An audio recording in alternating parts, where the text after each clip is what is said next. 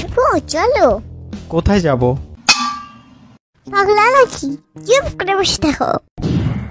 আজকে আমি একটা শিপু, তোমাকে আমি একটা কবিতা শোনাবো। আচ্ছা ঠিক আছে, শুরু করো। আয় আয় চাঁদ মামি টিপ দিয়ে যা। সারা জীবন চাঁদ মামা পড়ে আসলাম, হঠাৎ করে মামি আসলো কোথা থেকে? চাঁদ মামা বিয়ে করছে তাই।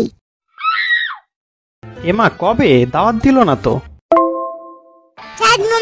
চাঁদ মামা পাগলা করতে কামড়াইছে।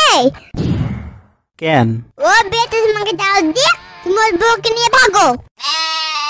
এইটা তোমার ঠান্ডা, আমাকে পাগল পেয়েছ? আমি কিছু বুঝি না। দাঁড়াও, চাঁদ মামাকে বলতে দাও।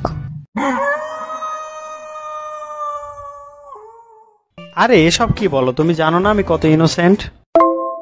ইনোসেন্ট না, ইনোবাডিসপে। মানে? ইনোসেন্ট যদি হয় ইনোবাডিসপে কেন হবে না?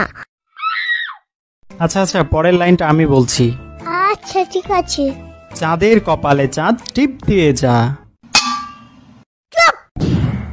তুমি জানো না বড় মানুষের তুই দেখার করতে হয় না। আচ্ছা, চাঁদের কপালে চাঁদ টিপ দিয়ে যাও। আবশ্যকতাকার। আরে ওইটা অবশ্য না, অসভ্য হবে। চুপ! মুখে মুখে তর্ক কেন কেন? আচ্ছা তারপরে কবিতাতে আসো। ধান ভাঙলে চাউল দেব, গাছ কাটলে গুঁড়ো দেব। ধান ভাঙলে চাউল দিবা মেনে নিলাম, কিন্তু গাছ কাটতে যাওয়া কেন আবার? ভাত রান্না করবো কি দিয়ে? কি চিন্তা ভাবনা, উচ্চ লেভেলের। সাদা গায়ের মাংস দিব, মাংস খাওয়ার পেট দিব। আচ্ছা মাংস দিবা, প্লেটও দিবা, কিন্তু শুধু ভাত খায় নাকি? ভাত আর মাংস খায়। আচ্ছা তারপরে কবিতাতে আসো।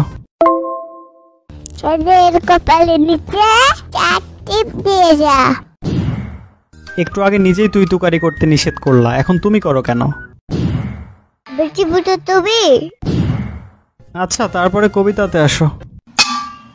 পাগলা নাকি, কবিতা শেষ, আবার কই থেকে বলবো? যাক, জীবনটা বাঁচলো। কেমন যেন একটা গন্ধ পাচ্ছি, তোমার কথাই। না না, অনেক সুন্দর হয়েছে। Thank you so much.